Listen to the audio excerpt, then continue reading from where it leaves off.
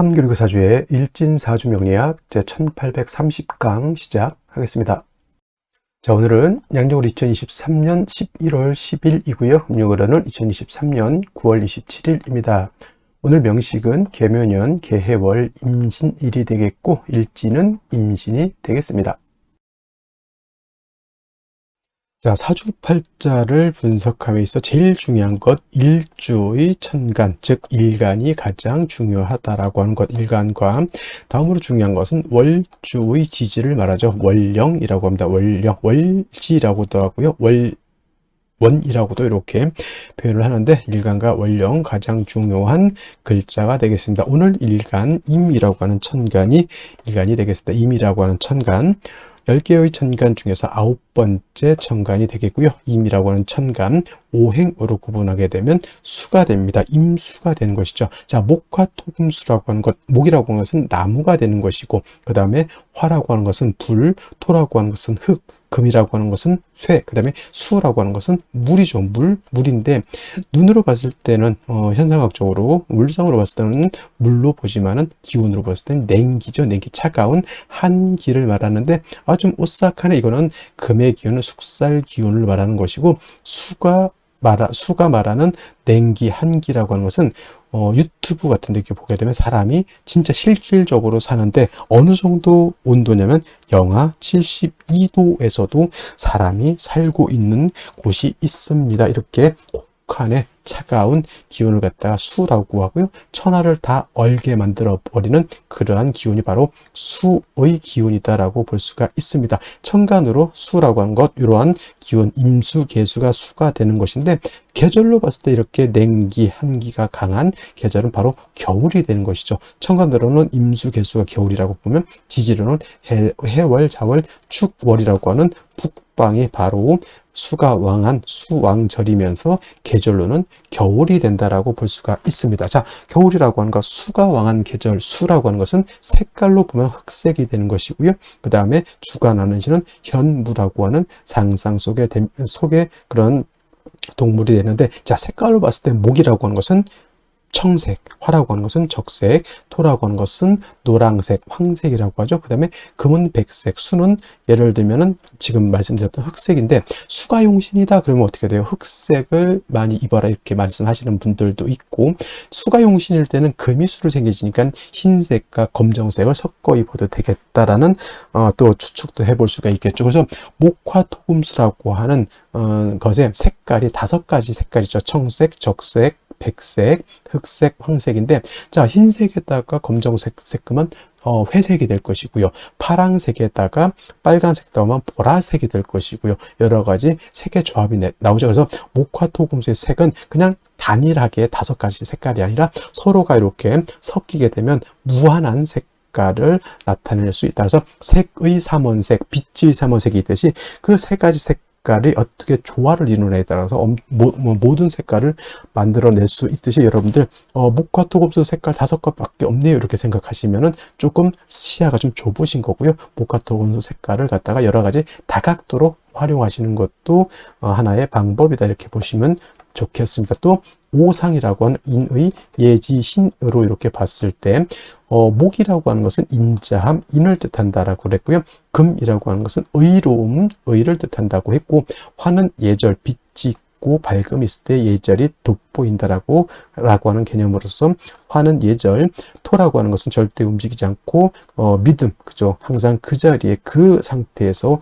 우리를 포옹해주고 우리를 안아줄 것이라고 하는 그런 믿음이 있는 것이 토가 되는 것이고, 수라고 하는 것은 지혜를 뜻하죠. 물이라고 하는 것은 특정한 형태가 없습니다. 동그란 곳에 넣으면 동그래지고, 그 다음에 네모난 틀에 넣으면 네모래지는 것이 수고요. 수라고 하는 것은 항상 위에서 아래로 흐르게 돼 있고, 물론 전기를 위해서 펌프로서 위로 쏘아 올릴 수는 있지만 결국에는 올라가서 무한대로 올라가지 않죠. 어느 순간 올라가게 되면 밑으로 떨어진다라고 하는 것. 그래서 수라고 하는 것은 순리를 따른다라고 하는 개념으로도 우리가 이해할 수가 있고, 물이라고 하는 것은 밑으로 흐를 때 막아버리면 영원히 막히는 것이 아니라 어느 정도 되게 되면 물이라고 하는 것은 좌회해서 갈 수도 있고 우회해서 갈 수도 있고 막아놓은 것을 넘어서 갈 수도 있다라고 하는 것. 그래서 목화토금수 중에서 가장 큰 힘을 가지고 있는 것은 아마도 물이 아니까 물의 힘이라고 하는 것은 엄청납니다. 큰 건물을 갖다가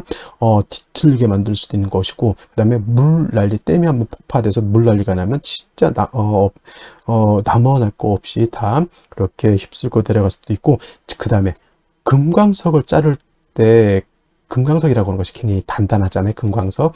이거를 자르는 것이 바로 물로 자른다라고 하는 거. 물 가지고 쇠도 자를 수가 있겠고요. 못 자르는 것이 없다 이렇게 합니다. 그래서 물을 고압으로 틀게 되면은 엄청난 파괴력을 가지고 있는 것이 수라고 하는 것. 그래서 수라고 하는 것이 되게 물르고 그냥 뭐 강도가 없을 것 같지만, 물이라고 하는 것은 그만큼 강한 힘을 가지고 있다. 그래서 임수일간들이 왕할 때는 대체적으로 사람이 잔잔해 보인다 하더라도 속에는 엄청난 힘과 파워를 가지고 있는 것이 또 수일간, 특히나 임수일간이 왕할 때는 그러한 특성을 가지고 있다라고 하는 것을 꼭 명심해 두시기 바랍니다. 또 이 수라고 하는 오행을 다시 두 가지로 구분해 볼 수가 있겠죠. 음과 양으로 구분해 볼 수가 있는데, 자, 음과 양으로 구분할 때 음양이라고 하는 것은 서로 대조되고 상대되는 것이지만은 누차에 걸쳐 강조하지만, 음은 양이 없으면 존재할 수 없는 것이고요. 양은 또 음이 없으면 존재할 수 없습니다. 음이 여자라고 봤을 때 양은 남자죠.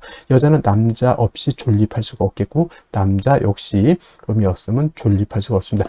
착함이 있어야 악함이 있는 것이고요. 악함이 있어야 선함이 돋보이는 것이다. 밤이 있어야 낮이 있는 것이고, 낮이 있어야 밤이 있는 것이다. 이렇게 생각하시면 되겠죠. 그래서 수라고 하는 것은 양수가 있고 음수가 있는데, 오늘 공부하게 되는 임수는 양수가 되는 것이고, 내일 공부하게 되는 음수인 어떤 수가 있습니까? 개수가 있죠. 개수는 같은 수라 하더라도 음의 기운을 가지고 있는 수가 되겠습니다. 그래서 같은 오행 수라 하더라도 개수는 음의 기운, 그 다음에 양수는 임수는 양의 기운을 가지고 있는데, 양수는 우리가 물상의 비유를 하게 되면 대해수라고 해서 바다라든가 강호수 같은 것에 우리가 비유를 많이 하죠.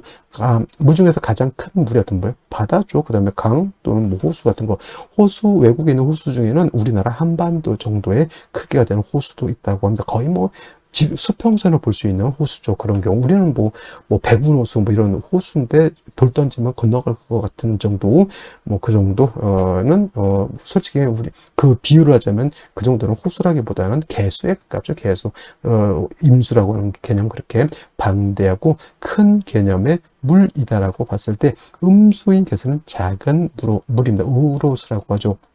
하늘에서 내리는 비라든가 이슬 같은 개념, 옹달샘 같은 개념으로도 볼 수가 있겠고, 사람이 먹을 수 있는 음용수 같은 개념, 그 다음에 하늘에 치성을 드릴 때 쓰는 정화수 같은 개념, 캐톨릭에서 뭐 할 때 쓰는 성수 같은 개념으로 볼 수가 있습니다. 그래서 개수라고 하는 것은 작고 맑고 깨끗한 물이다라고 봤을 때, 그렇다고 임수가 더럽냐? 그런 건 아니고요. 임수는 개수에 비해서 방대하고 큰 물이다라고 이렇게 봤을 때, 임수는 큰 물이기 때문에 그냥 잔잔했을 때는 상관이 없겠지만, 신왕하게 되면, 임수가 왕해지게 되면 어떤 성질? 충분지성이라고 해서 임수는 큰 물이 요동을 치게 되면 물이 범람할 우려가 있게 됩니다. 바다로 치면 쓰나미가 일거나 큰 해일이 일어서 엄청난 피해를 일으키는 것 같고, 강호수 같은 경우에는 물이 많아지게 되면 뚝을 무너뜨리고 범람하죠. 주변에 있는 뭐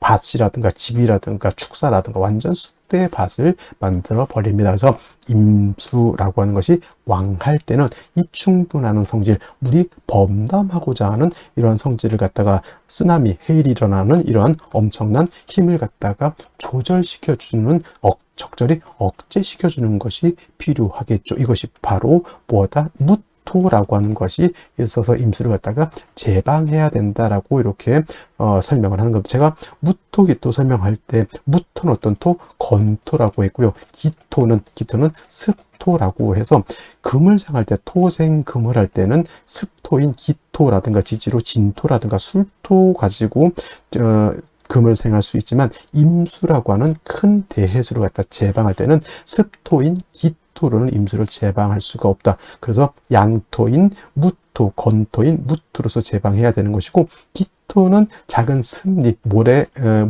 젖은 모래가기 때문에 만약에 임수가 기토를 보게 되면 오히려 기토가 임수를 갖다 탁하게 만든다고 해서 기토 탁 임이라고 임수를 갖다 제방을 해야 되는데 물을 더럽히게 흙탕물을 만들어 버리는 그러한 경우, 예를 들면 한강을 맡겼다고 삽자를 가지고 아무리 모래 갖다 뿌려 본들 그 왕한 물에 의해서 모래가 다 쓸려 내려가지고 물만 더럽혀진다라고 하는 것이 바로 이 기토탁임이라고 하는 겁니다. 그래서 임수가 왕할 때는 무토로서 임수를 제방하게 되고, 그 다음에 병화로서 조후해야 된다. 선생님, 병화는 왜 씁니까? 이렇게 말씀을 드린다면, 자, 임수가 지금 무토를 쓸 때는 임수가 신왕할 때 무토를 쓰는 것이죠. 임수가 약한 경우에는 무토를 쓰지 못합니다. 자, 토극수합니다. 토라고 하는 것이 수를 극하죠. 왕한 임수를 무토가 극한다라고 하는 개념은 극해서 파극해서 없앤다는 것이 아니라 제방해서 임수의 용도를 만들어준다. 쉽게 말하면 소양강 댐을 만들어서 댐이 무토가 되겠죠. 그 소양강이라고 하는 물을 가둬서 공업용수, 농업용수, 생활용수로 쓸 수 있게 만들어주는 것이 바로 이 무토인데, 임수가 왕할 때는 토극수하는 것이라 자칫 수다. 물이 많으면 토가 붕괴되는 그러한 현상이 나타날 수 있기 때문에 임수가 왕할 때 무토를 쓸 때는 반드시 병화로서 무토를 갖다가 화생토해서 토를 도와줘야 되는 필요성이 있겠고요. 또 한 가지 뭐다? 수는 뭐라고 했습니까? 물이지만 기운으로 봤을 때는 냉기, 한기라고 이렇게 말씀을 드렸죠. 물이 많아질수록, 임수가 왕해질수록 물이 많아지는 것도 해당이 되겠지만, 기온이 영하 10도, 영하 20도, 더 왕해지면 영하 40도, 영하 50도까지 크게 떨어지면 물도 얼고 나무도 얼고 토도 얼고 다 결빙되게 됩니다. 얼면 용도가 없습니다. 그래서 무토로서 왕한 임수를 이렇게 제방할 때는 병화라고 하는 것으로서 토도 도와줘야 되지만, 물이 왕해서 냉기가 심해지면 안 되니까 차가운 그런 기운을 갖다가 따뜻하게 조후해주는 용도로서 무토 병화를 같이 써야 된다라고 하는 것이 핵심 포인트가 되겠고요. 반대로 임수라고 하는 것이 아무리 대수라 하더라도 항상 왕할 수는 없죠. 임수 일간이 예를 들어서 4월, 5월, 미월, 진술, 축월 같은 때 태어나거나 인월, 묘월 같은 때 이렇게 태어나게 되면 써드릴까요? 4, 5월, 그 다음에 진술, 축, 묘월은 토가 왕한 계절이니 진술, 축, 미월 같은 경우, 그 다음에 인월은 모광절, 묘월도 모광절, 인묘월 같은 데 태어났을 때는 임술간이 신약이 되죠. 이런 경우 자칫 무토를 쓰게 되면 극설교집이 되거나 해서 임수가 진짜 그때는 파극을 당해서 임수를 못 쓰게 되는 그러한 현상이 나타나기 때문에, 이러한 경우에는 무토를 쓰는 것이 아니라 인성인 금으로서 금생수 해 주어서 임수의 근원, 수원을 마련해 주는 것이 필요하겠다. 그래서 임수는 왕하면 무토병을 쓰고, 임수가 일간이 약하면 금을 쓴다 정도 이렇게 기억해 두시고, 나머지 글자들은 그때 필요에 의해서 쓸 수도 있고 안 쓸 수도 있지만은, 임수는 왕하면 무토병, 약하면 금, 인성, 경우에 따라서는 경금을 쓰는 경우도 있고, 경우에 따라서는 신금을 쓰는 경우도 있겠다. 그건 뭐에 따라서 달라진다? 월령, 월지에 따라서 차이가 있을 수 있다. 이렇게 기억해 두시면 되겠습니다. 자, 다음으로 월령에 대해서 알아보도록 하겠습니다. 자, 월령이라고도 하고요, 월지라고도 하고, 월원이라고도 표현하죠. 제강이라고 하는 표현도 쓰긴 하지만, 이렇게 기본적으로 월령, 월지, 월원이라고 하는 것은 다 같은 것을 말합니다. 월주의 지지를 말하는 것이고, 이 월령, 월지, 월원이 중요하다라고 보는 것은, 이 네 지지 중에서 유독 이 월지만이 계절의 개념을 가지고 있고요. 계절이라고 하는 것은 추나 추동을 말하는 것인데, 이 월지 안에 어떤 핵심을 갖고 있느냐? 왕세와 한열의 개념을 가지고 있다. 사주는 어떤 사주가 중요한 것이다? 좋은 것이다. 중화된 사주를 좋게 보는데, 그럼 무엇을 중화를 할 것이냐? 바로 왕쇠라고 하는 것과 또 한열이라고 하는 것을 중화를 시켜야 된다. 왕쇠라고 하는 것은 사주에서 어떤 오행이 왕하냐 또는 어떤 오행이 약하냐를 보는 것이고, 한열이라고 하는 것은 이 사주가 추우냐 더우냐, 좀 더 자세하게 말하면 한난 조습을 본다라고 해요. 한이라고 하는 것은 차가운 것을 말하고, 난이라고 하는 것은 따뜻한 것을 말하고, 조라고 하는 것은 건조한 것을 말하고, 습 습이라고 하는 것은 습한 것을 말하는 것인데, 사주라고 하는 것은 이 한난 조습이 완전하게 중화를 이루고, 또 왕쇠라고 하는 것도 목화토금수 중에서 골고루 있으면서 서로 중화되고 견제 균형을 맞추고 있으면 굉장히 좋은 명식이 될 수 있지만은, 그렇지 않고 이것이 깨져 있다, 견제와 균형이 깨져 있다라고 하면 좋지 못한 구조가 되죠. 예를 들면 일간이 너무 왕한데 이 왕한 일간을 갖다가 통제할 수 없다라든가, 또는 일간이 너무 약한데 식상이 왕하든가, 일간이 약한데 관성이 왕하든가 하면 안 된다는 얘기입니다. 그래서 사주는 중화된 사주를 중요시하는데, 왕세와 한열의 중화가 그만큼 중요한 것이고, 이것을 가늠해 볼 수 있는 것이 바로 이 월령, 월지, 월원이라고 하는 것이다. 근데 이제 이번에는 해월이 되겠죠. 해월. 자, 해월. 일단은 월을 볼 때는 절기가 어떤 것이 있느냐를 먼저 볼 수 있죠. 입동과 뭐가 있습니까? 소설이 들어가 있죠. 소설도 나름대로의 의미가 없지 않아 있겠지만은, 중요한 것은 입동이라고 하는 절기가 되어야지만 이전의 어디에서 술월에서 이 해월로 전환이 된다. 술월은 신유술 늦가을에서 해월로 넘어오는 환절기라고 제가 말씀을 드렸고요. 해월부터 입동이 되면서부터 해자 축월이라고 하는 3개월 동안 동절이죠. 겨울에 접어들게 됩니다. 엄동설한의 계절인 것이고요. 제가 이 해자축을 설명할 때는 남극 대륙을 연상해야지만 이해하기가 쉽다, 또는 사람이 사는 데에 가장 추운 지역을 살펴봤더니 영하 72도까지 떨어지는 그러한 곳이 있다고 합니다. 저는 그런 데서는 절대 살 수 없을 것 같아요. 그래서 해월, 자월, 축을 생각할 때는 반드시 이 극한의 한기가 있는 그런 것, 그것도 중화가 되어야지만 사람이 살 수 있는 아주 좋은 곳이 될 수 있겠다라고 해서, 해월, 자월, 축월에는 반드시 조후의 개념이 절실하다, 급박하다 이렇게 표현하죠. 뭐가 있어야 된다는 얘기죠. 반드시 화가 있어야지만, 땅이 얼지 않고 물이 얼지 않고 천하가 해동되어야지만 각각의 오행의 쓰임이 나타날 수 있겠다라고 볼 수가 있는 겁니다. 그래서 해월, 자월을 축을 태어났는데 어느 일간을 막론하고, 예를 들어서 윤학격이 되지 않는 한은 반드시 사주에 뭐가 있어줘야 된다? 화가 있어줘야 되는 것이고, 이때 화라고 하는 것은 조후를 위해서 이렇게 쓰는 것이기 때문에, 어떤 화, 음화보다는 양화가 있는 것이 좋겠다. 병화가, 뿌리 있는 병화가 천간에 투출하게 되면 엄동이라 하더라도 천하를 비춰주는, 천하를 따뜻하게 해주는 태양이 뜨는 것과 같다. 이때 뭐 어떤 분들 병정 병화가 2개면 안 좋다 이렇게 보시는 분들도 있는데, 해자축월에는 병화 2개 있어도 오히려 다다익선이다. 다다익선이 된다. 물론 뿌리가 당연히 지지로 있어줘야 된다라고 하는 것도 여러분들 알아두셨으면 좋겠고요. 그 다음에 신유술은 방향은 북방이죠. 색깔은 검정색이 되겠습니다. 수가 왕한 수왕절이 되는데, 해월은 수의 임관지가 돼서 수가 왕하고요. 그 다음에 다음 달 자월 같은 경우에는 수의 제왕지가 되는 것이니, 해월, 자월이 가장 12달 중에서 수기가 가장 왕하다라고 하는 것. 여러분, 수가 특히나 해월, 자월, 축월에 수가 많다라고 하는 뜻은 물이 많다라고만 여러분들 생각하시면 절대 안 되고요.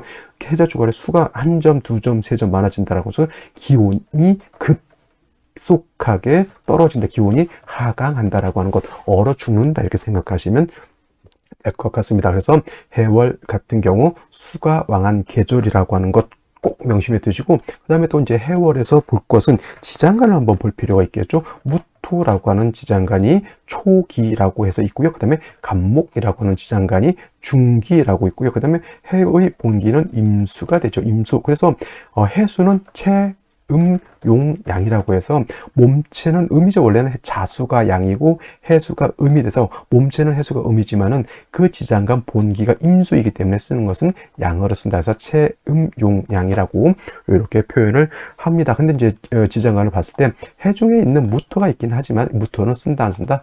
불용, 쓰지 않는다라고 하는 것은 어떤 쪽으로는 쓰지 않는다? 자꾸 격을 잡는다거나 용신을 취용할 때 해종에 있는 무토를 쓴다, 안 쓴다? 안 쓴다라고 이렇게 보시면 되겠고요. 해종에 있는 간목은 격을 취용할 수 있습니다. 예를 들면 뭐 무토일간이 해월이 되는데 간목이 투출되어 있다면 간목으로서 편관, 격을 잡을 수가 있고요. 그 다음에 해월 같은 경우에는 뭘 할 수 있죠? 지지로 합을 할 때 해묘미 목국을 형성할 수도 있겠고, 또 한 가지 뭘 할 수가 있죠? 그렇죠. 인해 합목도 가능하다 보니 해월이라 하더라도 인해 합목이 되거나 해묘미 목국을 짜게 되면 이때는 마치 봄의 나무처럼 목이 왕해질 수도 있다라고 하는 것을 또 생각해 보실 필요도 있겠고, 만약에 임수 같은 것이 투출하게 되면 본기가 투출되는 것이죠. 이거는 수가 너무 많아지게 되는 것이 문제가 될 수가 있다. 자, 수가 한 점 투출하게 되면 물론 물이 많은 걸로도 볼 수 있지만 당연히 보다 한기가 급속하게 떨어진다라고 하는 것을 여러분들 머릿속에 꼭 기억해 두시고 사주를 보시면 좋을 것 같습니다. 자, 이러한 해월의 일간 임수가 태어나게 되면 사주를 어떻게 배합하는 것인가? 자, 임수라고 하는 것은 양수로서 대해수라고 했습니다. 큰 강호수라든가 바다 같은 개념의 작은 물이 아니라 엄청나게 큰 물이고요. 일간이 신왕해지게 되면 임수라고 하는 것은 물이 범람하고자 하는 그런 뜻을 가지고 있다. 충분지성이라고 말씀을 드렸죠. 그래서 임수는 왕하게 되면 무토로서 임수를 제방하고 병화로서 조우한다. 또는 임수 일간이 신약한 경우에는 당연히 인성인 금이 있어서 수를 생해줘야 된다라고 말씀을 드렸는데, 원령 자체가 해월입니다. 해월은 수가 임간지가 되죠. 일단 임수 일간 자체가 원령을 얻었습니다. 이거를 이제 유식한 말로 등령이라고 원령을 얻었기 때문에 당연히 신왕 사주가 되는 것이고, 해월의 임수, 자월의 임수는 너무 일간이 왕해서 물이 범람할 우려가 있다. 반드시 뭘 얻어야 된다? 일단 물이 범람하지 않도록 하는 것이 급선무입니다. 그러니까 해자축월에는 뭐가 필요하다? 병화, 화 중에서 병화 필요하다라고 했는데, 물론 병화는 기본적으로 필요한 건데 이 임수가 해월에 태어나게 되면 일단 물이 범람해버리면 안 되는 거잖아요. 그래서 병화보다 일단 무토를 얻는 것이 임수 입장에서는 급선무가 되죠. 그래서 무토를 얻어서 임수를 갖다 제방해 줘야 되는데, 해월은 수는 임간지가 되지만 무토라고 하는 것은 뭐가 되죠? 여기가 절지가 됩니다. 그래서 무토만 딸랑 있게 되면 어떻다? 원래 토라고 하는 것은 수를 극해는 역할, 수를 통제하는 그런 역할을 하게 되는데, 오히려 수가 많게 되면 수다 토붕이 되죠. 쉽게 말하면 어느 정도 뚝방이 있는데 물이 적당하게 있으면 그 뚝방이 그 물을 가두고 이렇게 흘러가도록 하게 되는데, 비가 너무 많이 오거나 해서 물이 넘쳐버리면 뚝방의 흙을 갖다 다 쓸고 내려가죠. 그래서 토국수하는 것은 마찬가지겠지만 원칙이겠지만 이렇게 물이 많게 되면 오히려 토가 무너져 버린다라고 해서 무토만 딸랑 있어서는 안 되고요. 반드시 병화라고 하는 화가 있어서 이 무토를 갖다가 생주해 줄 때는, 이때 병화는 토를 생해주는 화생 토의 역할도 하는 것이고, 그 다음에 수가 많아서 한습해진 것을 갖다가 따뜻하게 조후해주는 역할까지 한다. 당연히 무토 병화가 지지로 인사오등의 뿌리를 얻는 것이 필요하겠지만, 기본적으로 해월의 임수는 일간이 너무 왕하기 때문에 원령을 얻어서 무토로서 임수를 제방하고 병화로서 조후하면서 병화로서 무토를 도와주는 것이 필요하겠다라고 볼 수가 있는 것이고, 또 예를 들면 이제 임수가 해월에 태어나는데 전체가 금수로 이루어질 수 있어요. 금수로만. 그렇게 되면 이제 전왕격이라고 이렇게 표현하는데, 이거는 윤하격이 되는 특수격이 될 수 있습니다. 그래서 예를 들어서 뭐 임수가 해월에 태어나는데 임자년에 뭐 해수, 또 임자시, 시도 뭐 경자시 이렇게 되게 되면 전체가 뭐가 됩니까? 물로 이루어진다. 그러면 윤하격이 될 때, 이때는 화를 보면 안 됩니다. 왜냐하면 이거는 별격이죠. 별격. 제가 해자축월에는 어떤 일간이든 간에 뭐다? 그렇죠. 화가 필요하다라고 말씀을 드렸는데, 별격으로 윤합격이 되거나 종격으로서 윤합격이 되는 경우에는 화를 보면 왕수가 화를 쟁제해 버리기 때문에 큰일 납니다. 이때만큼은 화를 봐서도 안 되고요. 윤합격이 되면 모두 보면 안 된다. 화토를 전체를 보면은 안 된다라고 하는 그런 별격이 될 수도 있다라고 하는 것도 여러분들 머릿속에 염두에 두시기 바라면서, 정리하면 해월의 임수 원령을 얻어서 신왕하기 때문에 무토 병화를 쓰는 원칙론적으로 사주를 보면 크게 어렵지 않게 사주를 볼 수 있을 것이고, 당연히 화토가 필요한 구조이기 때문에 목화운이라든가 화토운으로 행하는 것이 바람직하겠다라는 말씀을 드릴 수 있겠습니다. 자, 그러면 다시 오늘의 명식을 살펴보도록 하겠습니다. 자, 오늘 명식 일간은 임수일간이 되겠고, 임수일간이 태어난 월령해월이 되겠습니다. 자, 격국이라고 하는 거 살펴볼 필요가 있겠는데, 자, 격국이라고 하는 것은 일간과 월령과의 관계를 살펴 나머지 글자들이 어떻게 배합되어 있느냐를 놓고 보는 것인데, 자, 오늘 일간은 수죠. 양수인 임수가 되는 것이고, 월지에 있는 해수라고 하는 것도 양수가 됩니다. 해수라고 하는 것은 몸체는 음이지만 쓰는 것은 양으로 쓴다라고 말씀을 드렸죠. 왜냐하면 자수가 원래 양이죠. 자가 양이 되는 거고, 그 다음에 해는 음이 되는 것인데, 이것이 본기 자체가 자라고 하는 것, 본기는 뭐가 되죠? 자의 본기는 개수가 되는 것이고, 그 다음에 해수의 본기는, 해의 본기는 임수가 됩니다. 그래서 우리가 그냥 몸체로 놓고 보면 자는 양, 해는 음이 되지만은 본기를 이렇게 놓고 봤을 때는 자수의 본기가 개수, 해수의 본기가 임수이기 때문에 실질적으로 쓸 때는 그 음량이 달라진다라고 해서 해수는 몸체는 음이지만 쓰는 것은 양으로 쓴다. 그래서 양수로 명리학에서는 이렇게 보죠. 그래서 양대 양의 관계가 성립이 되는데, 양대 양의 관계가 성립이 되니까 이건 비견이죠. 근데 비견격이라고 놓고 보지 않고 양간이 포태법으로 월지가 그 오행의 임간지가 되는 경우에는 걸록격이 된다라고 하는 공식의 격이 있습니다. 그래서 임수가 해월에 태어나거나 간목이 인월에 태어나거나 또는 병화가 4월에 태어나거나 무토가 4월에 태어나거나 또는 경금이 신월에 태어나게 되면 이건 다 걸록격이 되는 것이고, 일간이 왕한 사주가 된다, 이렇게 보시면 되겠습니다. 만약에 해라고 하는 것 안에 지장간이 뭐 임수만 있는 건 아니죠. 무토도 있을 수가 있겠고 간목도 있을 수가 있고, 그 다음에 임수가 있기도 한데, 이때 무토는 쓴다 안 쓴다, 불용 격이라든가 용신을 중요할 때 무토는 쓰지 않지만은, 만약에 천간에 간목이 이렇게 투출하게 되면 이걸 가지고 격을 잡을 수 있다.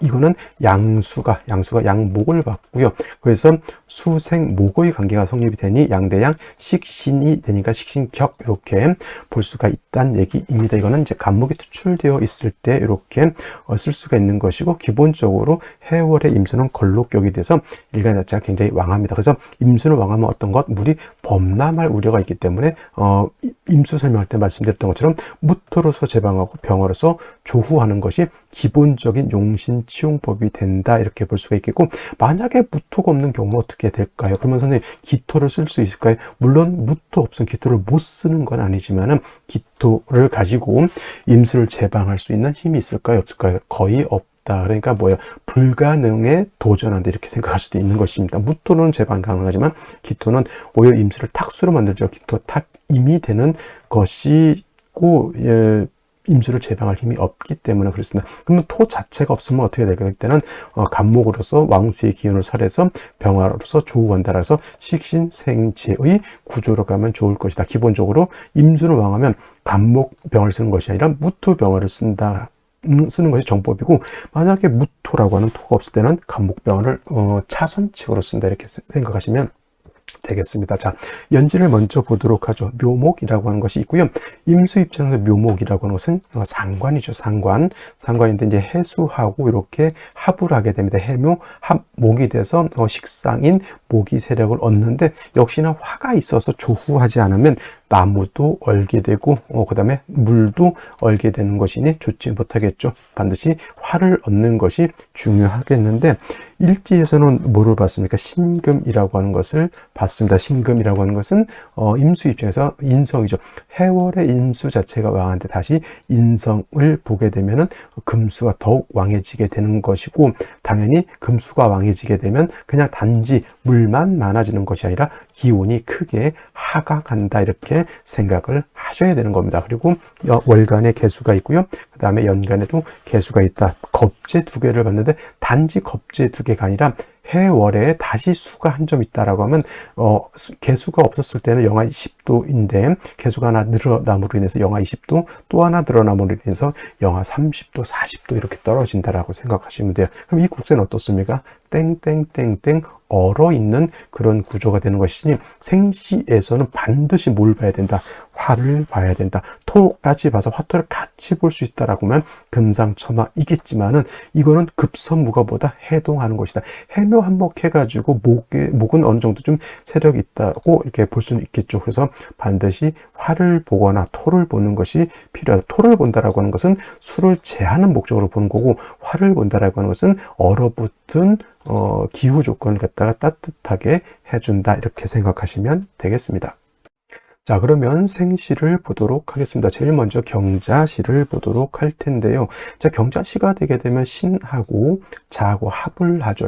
원래는 신자진 수국을 형성을 하게 되는데 진토가 빠지니 신자반합이라고 해서 이것도 수국이 되는 걸로 볼 수 있습니다. 그래서 이거는 양인이죠. 그러면 이 자수가 있음으로 인해서 이 개수 두 개는 그냥 겁재가 아니라 양인, 자수, 양인이 청하에 투출된 걸로 볼 수 있는 거고, 경금이 투출돼서 또 수를 생하죠. 완전 이거는 금수, 왕, 양이죠. 이런 경우 섣불리 무토, 기토로서 임수를 제방하려고 하면 안 됩니다. 이 경우에는 왕한 사주가 되는 것이니 이때는 식상으로서 단지 왕한 기운을 갖다가 설기순세하는 것이 필요하겠다. 토를 본다거나 차라리 목이 없는 화를 보면 큰일 나겠죠.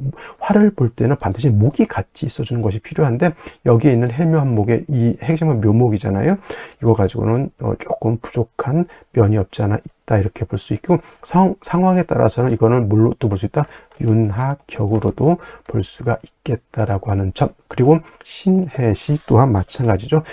경자시처럼 합이 되는 것은 아니지만 역시나 임수 입장에서 이것도 녹이고 이것도 녹이죠. 신금이 있는데 다시 천간 신금이 투출해서 이렇게 수를 생각한다. 이거는 이제 양인은 아닙니다. 자수가 있었을 때나 양인이 되는 것이죠. 그러니까 당연히 금수가 어떤 것이 더 왕합니까? 경자시가 왕할까요? 신해시가 왕할까요? 라고 하면 당연히 경자시가 금수가 더 왕하다, 이렇게 볼 수가 있는 것이고, 신해시도 만만치 않게 금수의 기운이 왕하다. 이것도 뭘로도 볼 수 있다? 윤하격으로 볼 수 있다. 이걸 왜 별격으로 볼 때? 그렇지 않으면 목으로 수를 전해서 화를 얻어야지만 사주가 원활해질 수 있다, 이렇게 보시면 될 것 같고요. 그 다음에 임인시 같은 경우는 좋지 못한 점은 이제 인신충이 돼서 신금도 상처를 입지만은 인중에 있는 병화가 상처를 받게 되죠. 천간으로 임수 두 개, 개수 두 개라고 해서 천원일기격이 되는데, 이거 천원일기격이 돼서 좋을까요? 나쁠까요?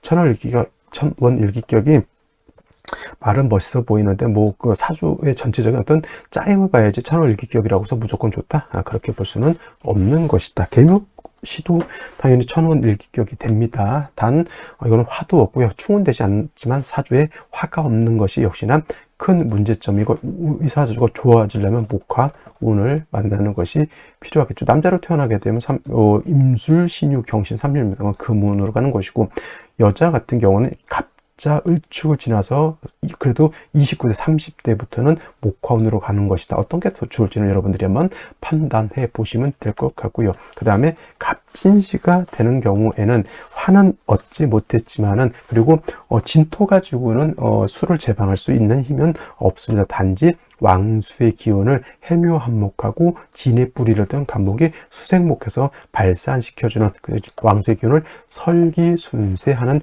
용도인 것이고, 이거는 반드시 화를 얻어서 식신 생재하는 운을 봤을 때 큰 재물을 얻을 수 있을 것이다, 이렇게 볼 수가 있는 것이고, 을사시 같은 경우에는 요거는 사화를 받지만 결국에는 신하고 사하고 어떻게 됩니까? 사신 합수가 되기 때문에 사중에 있는 병화가 큰 공력을 얻지는 못한다. 그렇다 하더라도 신축시라든가 이렇게 무신기유시 등등에 비해서 그래도 화를 얻었다라고는 장점이 있겠고, 차라리 그럴 바에는 병오시를 얻는 것이, 물론 군비쟁지하는 그런 현상이 없잖아 있겠지만은 화를 얻을 거면 차라리 오해불이를 든 병화를 얻고요. 그 다음에 해묘한목한 목으로서 생주해 주는 구조가 오히려 더 좋게 보이고, 운은 당연히 목화 운으로 가는 것이 좋을 것이다 라고 볼 수가 있습니다. 여자 같은 경우는 운이 좀 빨리 오는 것이고, 남자 같은 경우 조금 늦게 올 수는 있지만 그래도 화를 얻은 것과 화를 원국에서 얻지 못한 것은 엄청난 차이가 있겠다라고 하는 것. 그래서 오늘 같은 경우는 저는 예를 들어서 어차피 무토 가지고 임수를 제방할 수 있는 그런 여건은 되지 않기 때문에 저는 뭐 갑진실은 화가 없어서 좀 안타깝고 병오시 정도가 가장 좋을 것으로 이렇게 보이고요. 그 다음에 무신시 같은 경우에는 무토가 투출되어 있죠. 이거 해중에 있는 무토가 투출됐다고 해서 이걸 격을 잡지는 않습니다. 단 뭐다 이거 완전히 금수가 왕해가지고 무토가 오히려 약하죠. 이거는 수다 토붕이 될 수 있다. 화도 원국이었기 때문에 화가 저 무토를 생겨줄 수 있습니까? 없습니까? 전혀 없겠다. 물론 이것도 이제 목화운으로 가거나 이제 화토운으로 가는 것이 좋긴 좋겠지만 7살 무토가 전혀 지지에 뿌리가 없다라고 하는, 제가 봤을 때는 좀 큰 단점이 없지 않아 있다 이렇게 보시면 되겠습니다. 쉽게 말하면 관성이 뿌리가 없다라고 하는 뜻은 뭐냐면 왕한 일간이 관성을 무시한다 이렇게 생각하셔도 되겠어요. 여자 같은 경우는 남편 덕이 있을 거예요, 없을 거예요. 남편이 천간에 있다라고 하는 뜻은 겉으로 보기에는 괜찮은 남편이 있는 것 같지만은 실질적으로 그 남편이 능력이 있느냐, 아니 재력이 있느냐, 없다는 얘기죠. 그래서 이런 경우에는 결국 어차피 뭐 결혼이야 좀 늦게 할 거니까 화토운이라든가 목화운을 만나야지 발전할 수 있는 구조가 된다 이렇게 보시면 되겠습니다. 뭐 무시 기우시 마찬가지일 것이고, 뭐 경술시 술토가 있다 하더라도 역시나 경금이 투출되어 있기 때문에 모든 기운은 수로 모이게 된다. 일간이 왕한 것은 좋지만은 중화를 이루면서 왕해지는 것이 필요하겠다 이렇게 말씀을 드리면서 자, 오늘 강의는 여기서 마치도록 하겠습니다. 감사합니다.